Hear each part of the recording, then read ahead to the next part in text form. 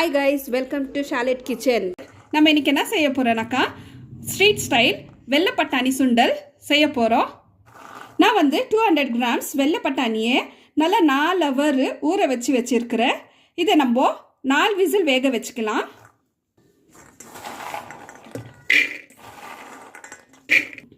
இதுக்கு ஒரு கிளாஸ் தண்ணி ஊற்றிக்கலாம். ஸ்டவ் பற்ற வச்சுட்டு நம்ம பட்டாணியை வேக வச்சுக்கலாம். இது ஒரு 4 விசில் வேகட்டும். இப்போ இது 4 விசில் ஆயிடுச்சு. இப்போ இது ஓப்பன் பண்ணி பார்க்கலாம். இப்போ நல்லா வெந்திருக்குது. ஸ்டவ் பற்ற வச்சுட்டு 1 டேபிள் ஸ்பூன் மிளகாத்தூள், 1/4 table spoon மஞ்சாத்தூள், 1 table spoon garam masala. இப்போ நம்ம கொஞ்சம் தண்ணி ஊற்றி கொதிக்க வைக்கலாம்.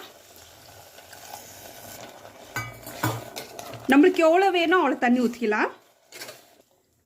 இப்போ இது நல்லா கொச்சிடுச்சு, பச்சை வாசனையே கூட போயிடுச்சு. இப்போ தேவையான அளவு உப்பு போட்டுக்கலாம்.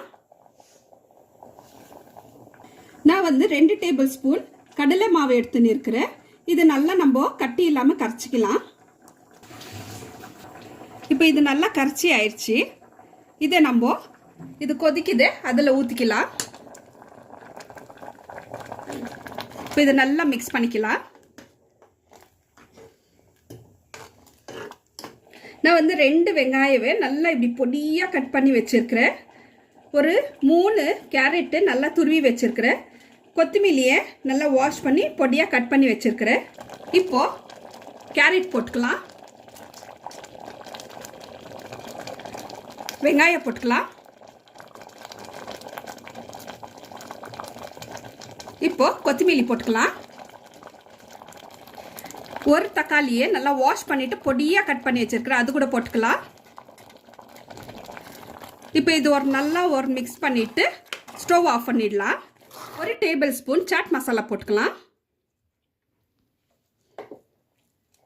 இப்போ இதை நம்ம சர்வ் பண்ணிக்கலாம். இப்போது இது மேலே கொஞ்சம் வெங்காயம் போட்டுக்கலாம், கொஞ்சம் கேரட், கொஞ்சம் கொத்தமல்லி, கொஞ்சம் கார்ன் சிப்ஸை நம்ம இப்படி போட்டுக்கனாக்கா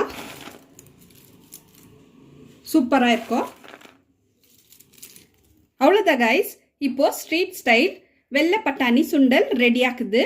நீங்கள் வீட்டில் ட்ரை பண்ணி பாருங்க. இந்த வீடியோ உங்களுக்கு பிடிச்சிருந்துச்சுன்னா லைக் பண்ணுங்கள், ஷேர் பண்ணுங்கள், சப்ஸ்கிரைப் பண்ணுங்கள், பெல் ஐக்கனை கிளிக் பண்ணுங்கள். ஓகே கைஸ், நெக்ஸ்ட் வீடியோவில் பார்க்கலாம். பாய்.